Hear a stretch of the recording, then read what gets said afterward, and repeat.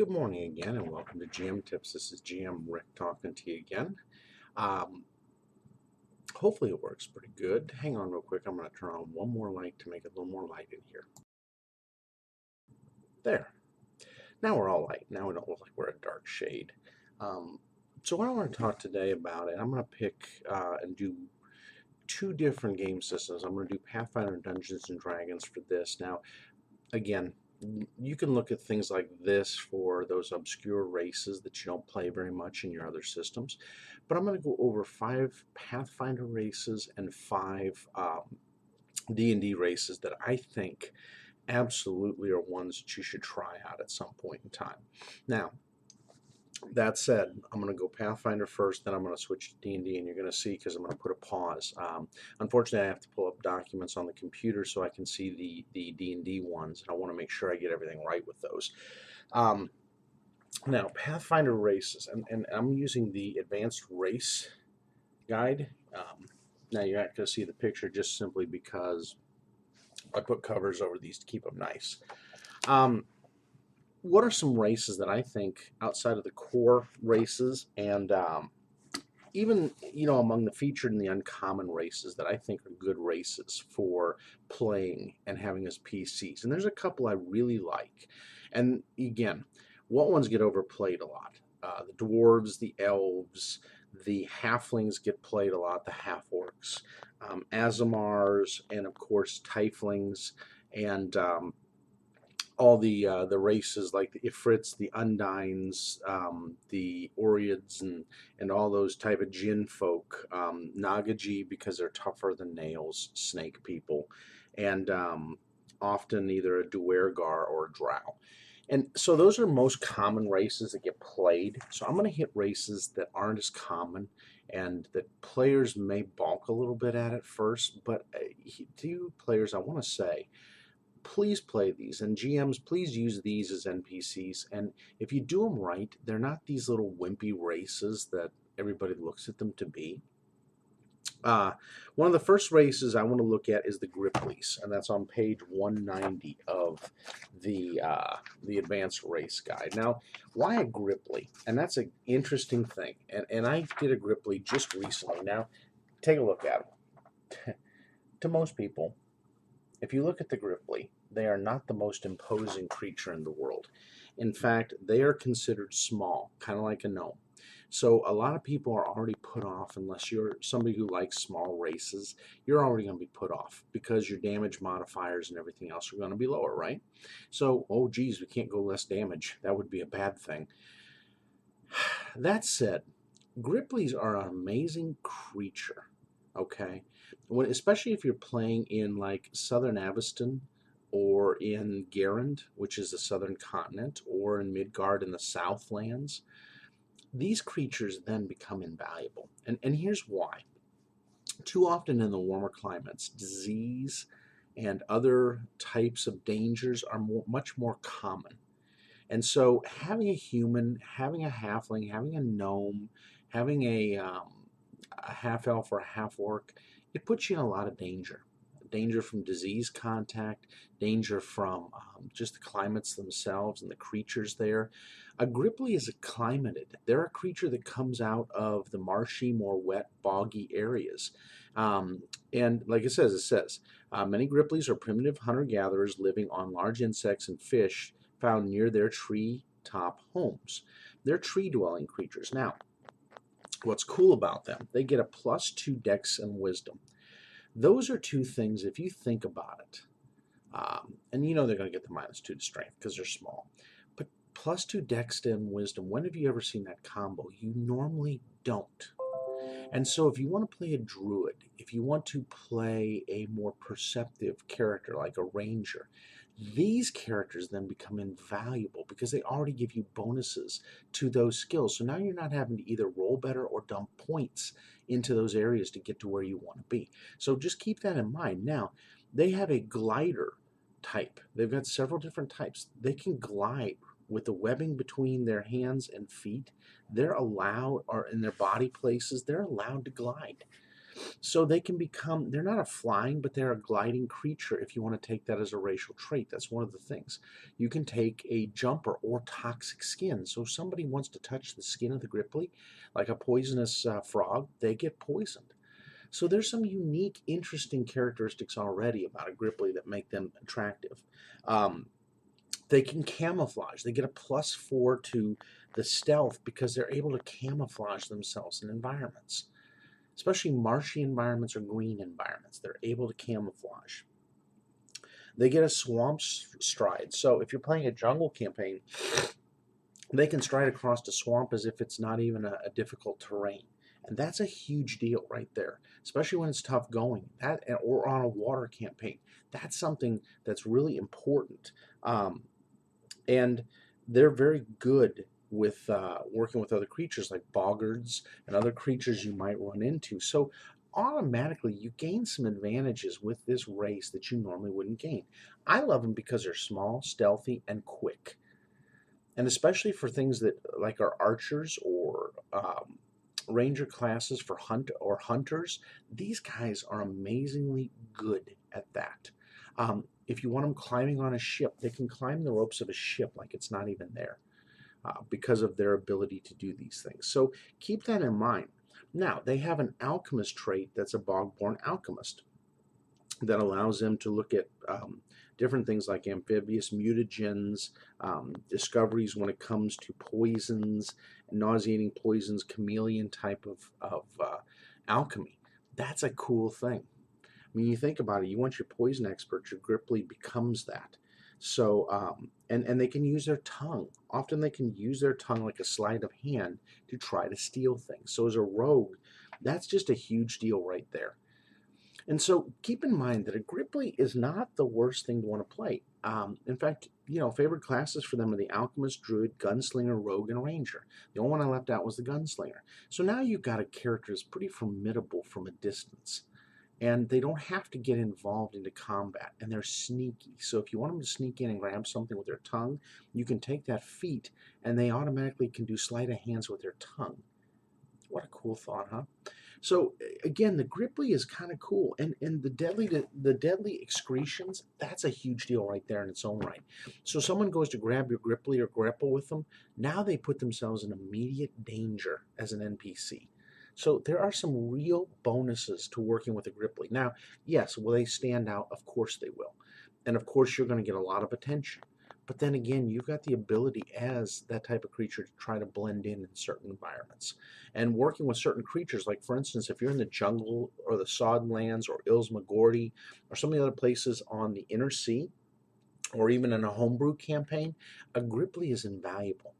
They become your guide, your friend. Often Gripplies are befriending of other races that are evil. So you can go in and have the Gripply be that type of negotiator to where you can avoid some combats that you normally wouldn't. So keep that in mind. That's my first race on the ones, the Gripply. Now, you ask what's second? The Catfolk. And why the Catfolk? Well, I think the Catfolk, like Alex A would say often, he's one of the PFS venture captains or lieutenants up in the area. I forget if you're a captain or lieutenant, Alex. You have to remind me on that. Out of Philadelphia. He has a real penchant for understanding races that are not so well understood. So we're going to look at the Catfolk. They're on page 90. And he's a real believer in the fact that Paizo didn't do him enough justice. And maybe they didn't. Catfolk before, in their first drawings, were drawn like kitty cats. Now, I prefer that for the Catfolk. More of your tigers, your leopards, your lynxes. You can have a lot of the wildcat look to them. And they are a very interesting race because of their agility and their charisma. Who'd have figured it? But some people are drawn to cat types. I mean, it just is. They're an explorer race, so they're naturally curious by nature anyways. And they will venture out and trade much easier than other ones do. It says, adaptable and curious, catfolks get along with almost any race that extends reciprocal goodwill. So with humans and elves, they get along really well. So they're not so out of a thing in the human environments. They are seen. Um, Gnomes are natural good companions because of the curiosity between the two, so they get along real well. Um, the orcs don't get along with them as well, and half orcs. They tend to have a real animosity towards each other, but there's also an intrigue because of the combat types that they are. So keep that in mind. Now, what they get is a +2 dex and charisma and a -2 wisdom. All right, so they're not as perceptive, but by gosh, they are quick and charismatic. So for rogue types, any type of rogue type, from investigators to rogues to uh, uh, bards, they make great creatures for these things. They're medium sized, so you don't lose anything on the size bonus. Some people think that cat folk are little. They're not little. They're good sized, and they have low light vision. Huge plus. They get the cat's luck, so they get to, when making a reflex save, they can roll twice and take the better result. That's a huge deal.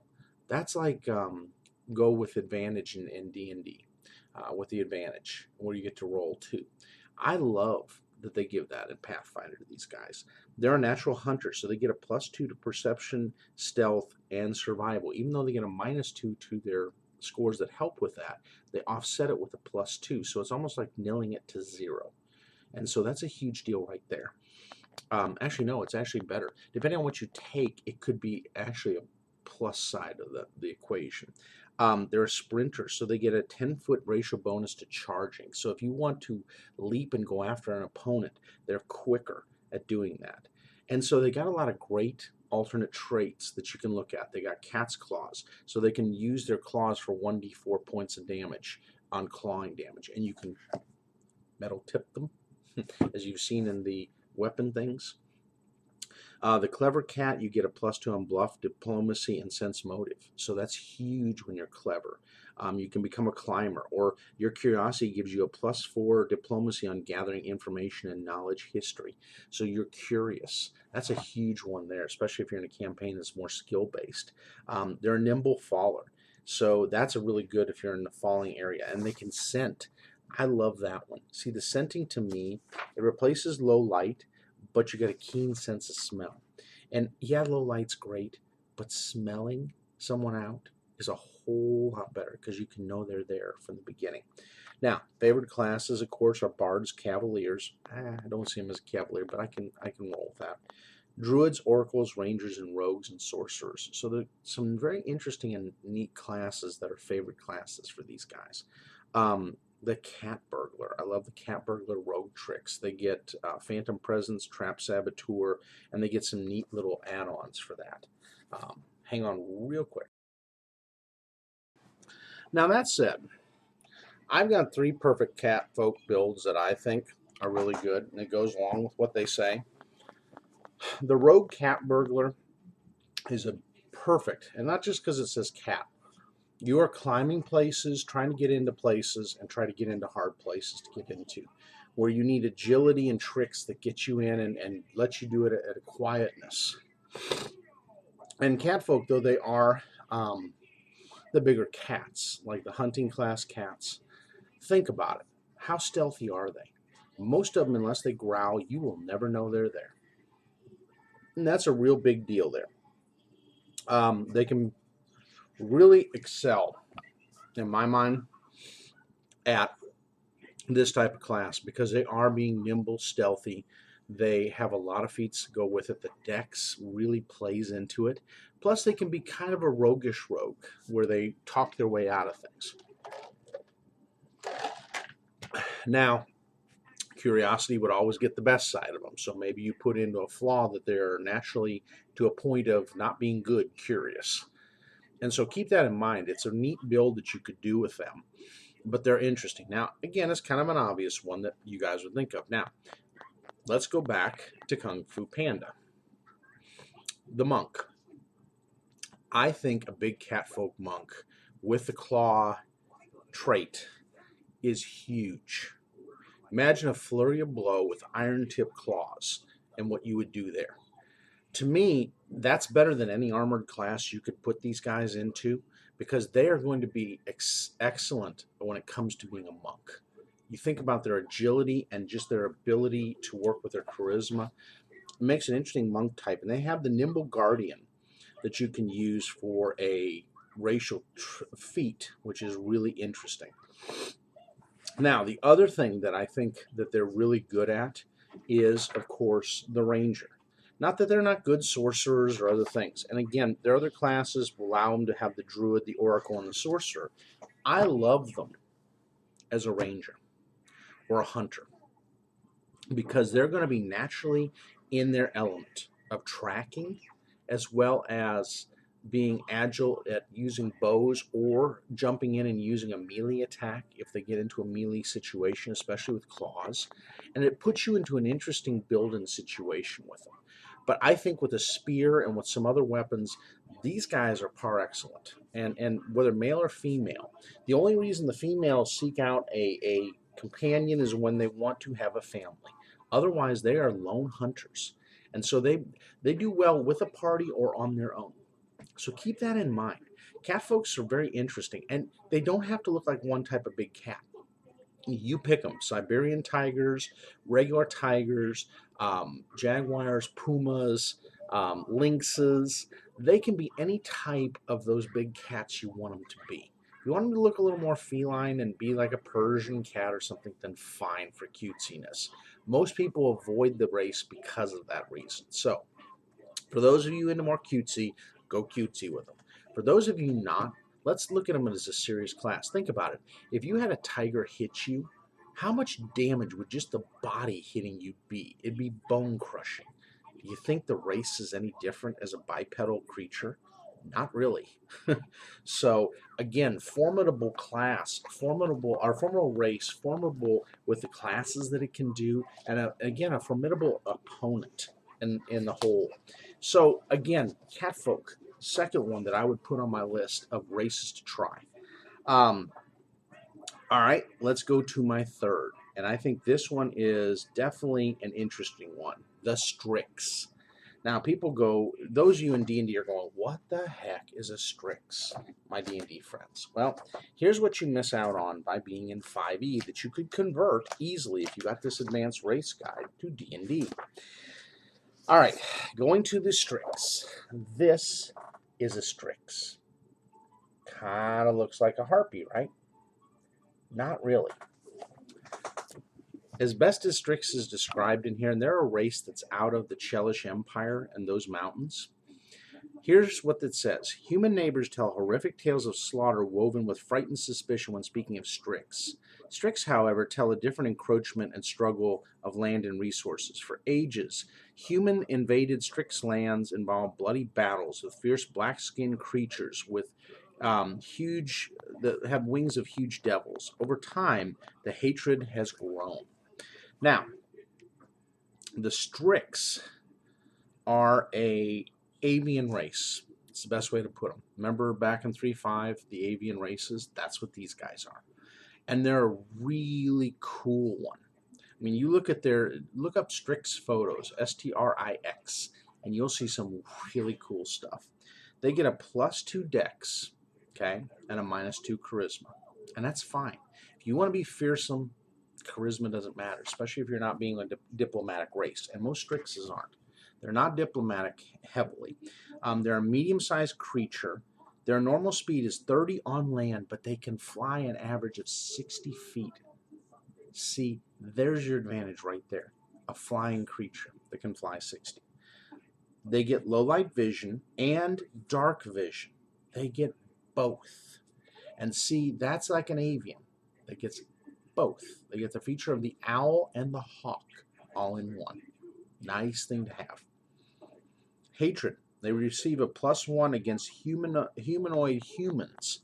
So automatically, against evil NPC humans, you've got an advantage in your combat. Okay?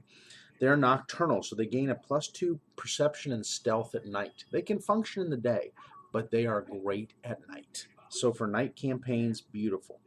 And they get a +2 racial bonus on saving throws versus illusion spells and effects because they're suspicious by nature. So, and then Strix begins speaking just Strix. but you can give them a lot of things that'll go with that. They're great at barbarians, fighters, monks, and rangers. I would also put in rogue types as well. That's something that they're really good at. Can they cast? Of course, but it's not their forte. Now, they have some alternate racial traits that can come in. A day guard, which gives you a +2 perception during the day. Because you got to have somebody that stands guard over the nest over the day. Frightening, they get a +2 intimidate because of their very nature. And I think that's a huge deal right there when you're going toe-to-toe. Nimble, they can gain a +1 on their reflex saves. And it would replace the suspicious trait. Toughness, they gain a +1 fortitude that would replace the suspicious trait. Or wing-clipped. So the flight of the Strix, the wing-clipped Strix is weaker than normal due to deformity or injury, but they gain a +2 on bluff, climb, and diplomacy checks because they had to learn to talk their way out of things. So there's some interesting traits you can take with these guys that will allow you to mold the class.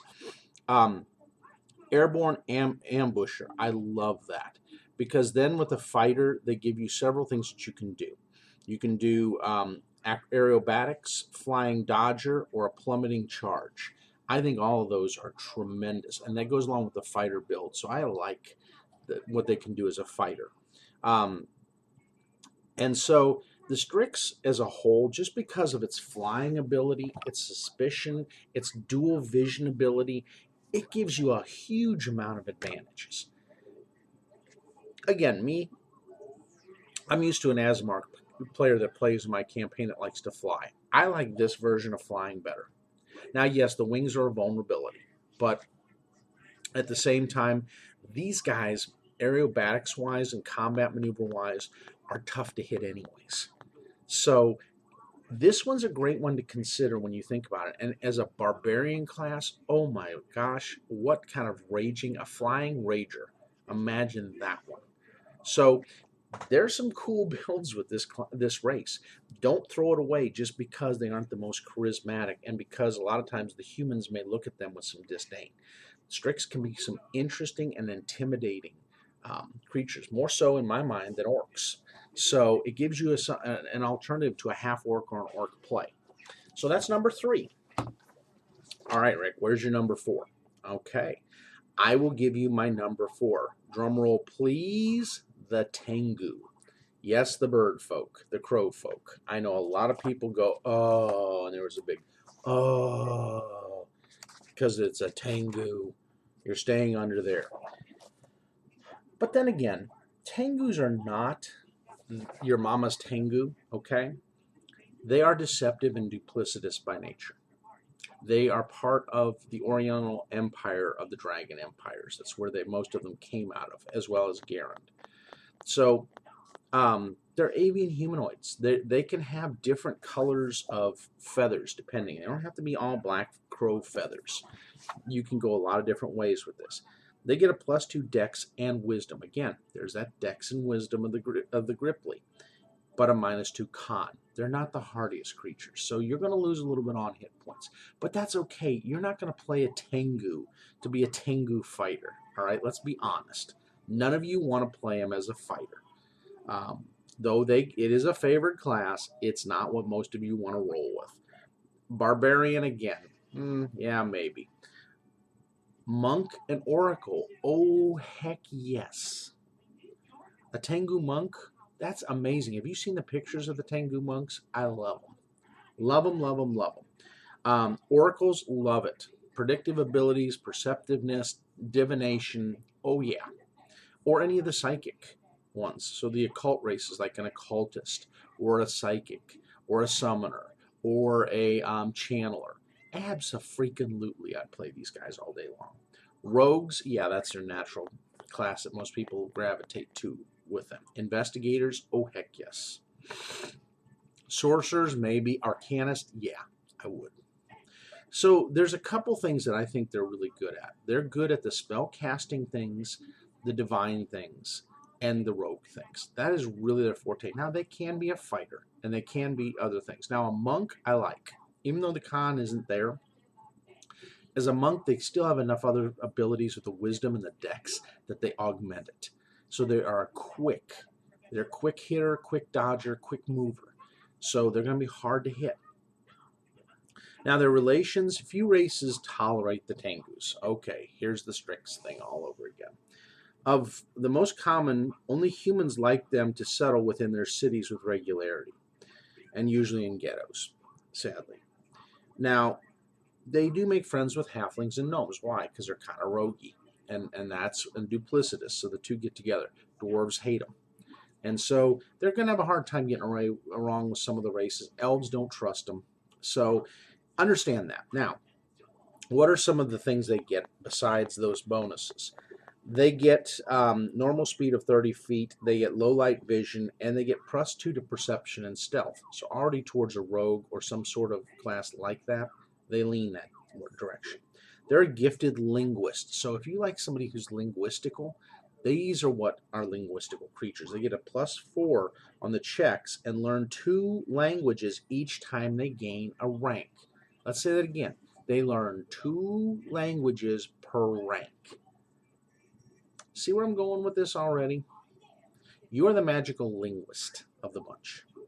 So keep that in mind. Sword trained. From sword play, they do get proficiency with sword-like weapons. So falchions, great swords, bastard swords, the like. So no matter what class you take, they get this innate ability. A sorcerer with a scimitar. A sorcerer with a falchion. See where I'm going with this? It gives you some interesting things in case you get into a close quarters combat you don't want to be in. And they get a natural weapon. They get to bite for 1d3 points of damage. Also a nice thing. So where you're swinging, you get to bite. Loving this already. Again, interesting build.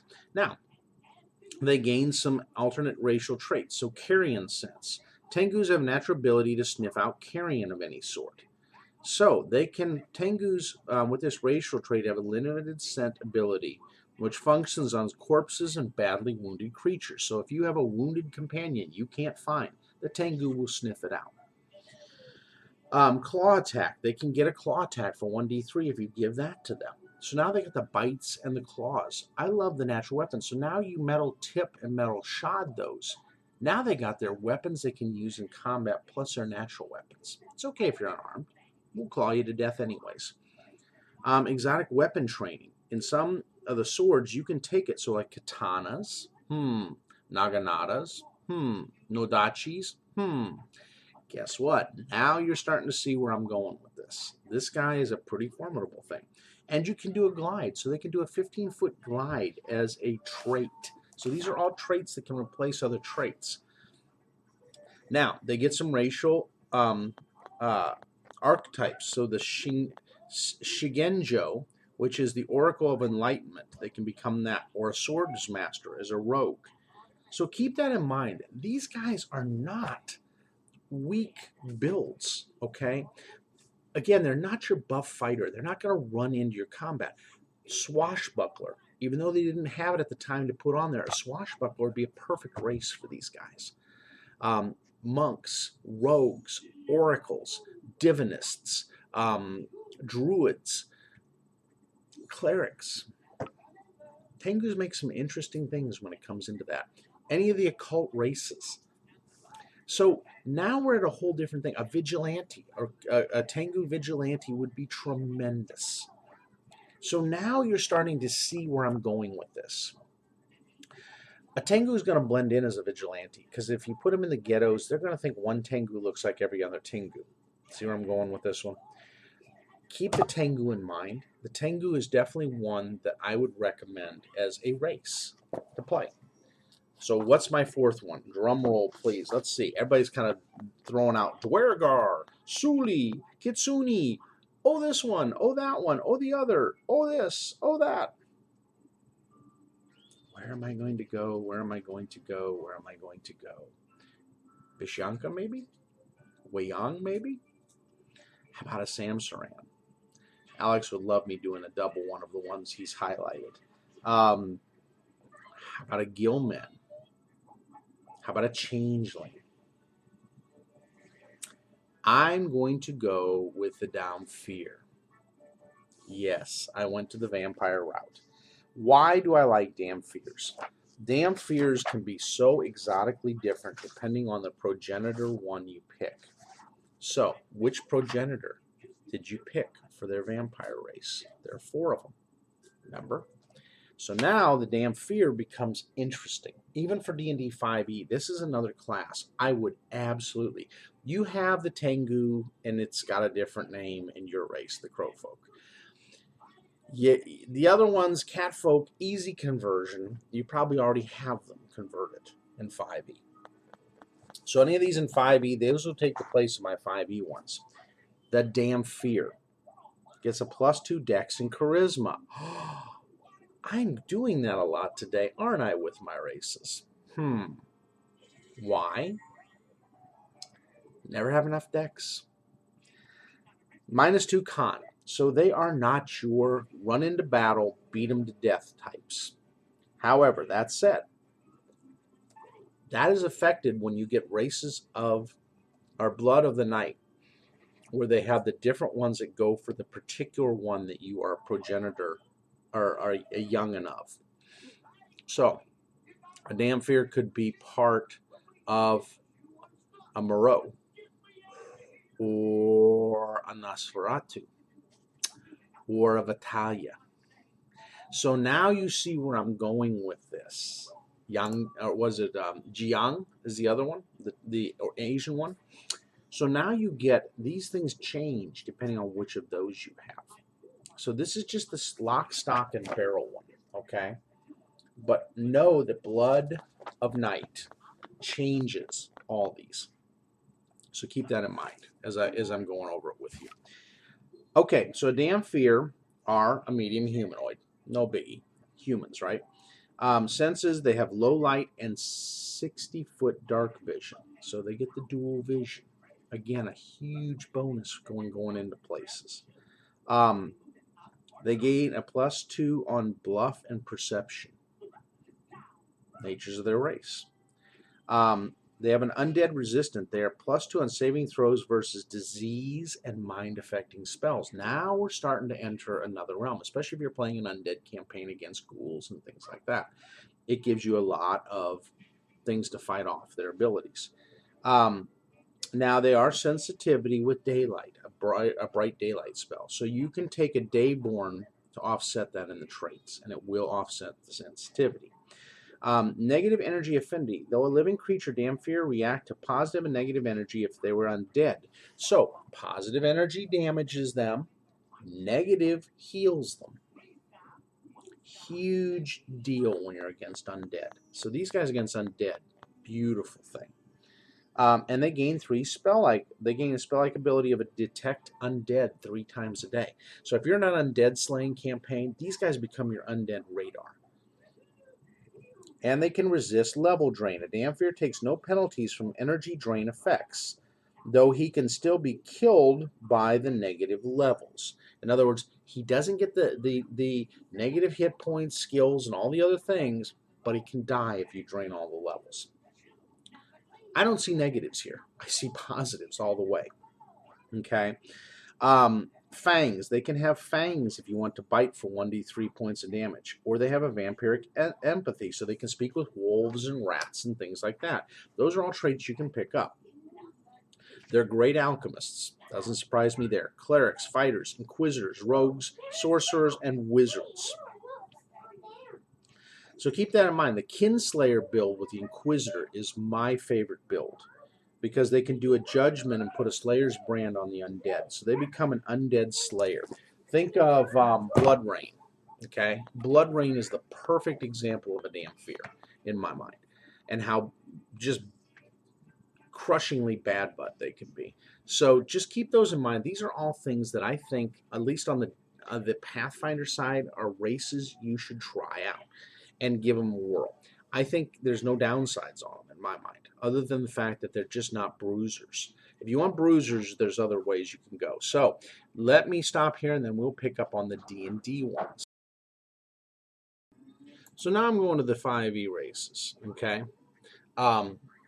Again, people are like, well, he's going to go Erasmar, Dragonborn, Dwarf, Elf, Gnome, Half-Elf, Halfling, Tiefling. Here's the ones I think are really good ones, but again, you're going to get them from other builds. Unfortunately, and this is an unfortunate thing of 5e, I can take 40 races from this game, Pathfinder, and do builds. They've given me 40 plus races to work with. 5e has given me 12. It's great for a learning player. It's great for a beginning player. And I'm not here to argue 5e versus Pathfinder. I'm just saying there are limitations. So you're going to have to look a little bit outside of the standard rules. So you're going to have to go to things like Eberron and other places to get these builds. I love the Changeling from Eberron. It gives you a +1 dex and charisma. It gives you duplicity. Automatically you're proficient with deception. And you are a shape changer. You can polymorph into any human you want, even though you revert back after death. I think for a stealthy race, especially, you could do it even with spellcasters like the sorcerers and the warlock, but you can also do it with the rogue. This class becomes an interesting class for that because you can infiltrate and become a spy. In so many ways, I see this as a huge plus for me. And so keep that in mind. That's one of those ones that I look at and I really have a huge respect for. Now, there is also the Warforged. I have always been a huge fan of a giant metal shell with a soul in it. I think they're really cool. They're a magical robot. So you get a +1 strength and con. So for a combative type, like a fighter or a barbarian or a paladin, these guys are amazing. They get a flat +1 AC bonus automatically just by taking it. They don't need to eat or breathe. You don't have to worry about any of the environmental things. So even if you go underwater, not a bad thing other than you sink. They only require 4 hours per day of rest. And so a trance they go into. That's it. Other than that, they're immune to disease. So yes, they stand out like a sore thumb. Yes, they're a giant robot. Yes, they're metal. Yes, they got all these other things. But boy, the advantages outweigh the disadvantage. Always love these. And this comes out of the Princes of the Apocryphs. The Arokara. I am a huge deal when it comes to flying. And so it's an Arokara. I'm sorry, Arokara. I call it Arokara, but it's Arokara. So Birdman, yes. People throw in the word Birdman. Again, like the Strix, they get the +2 dex and the +1 wisdom. Love that. Only +2 you see on the stats in a D&D right there with the Birdman. 25-foot land speed, but a 50-foot fly speed. Okay, doesn't mix well with heavy armor, so you want to use light armor with them, whatever you do. They are trained in unarmed strikes and can do 1d4 slashing damage, so they can do flyby slashes or cuts. So for me, I like that. I mean, yes, you stand out. You are a bird person, and yeah, you aren't as cool looking in some ways, maybe as some of the other cute races. But for me, it does it. You can fly, you got maneuverability, you get huge benefits on decks. So to me, a huge deal. I'm going to go the opposite of the Goliath, and I'm going to go to the Minotaur from the Unearthed Arcana Waterborne Adventures. Minotaurs to me are I love Goliaths because they're humanoid and they're giant type. Minotaurs just kick butt.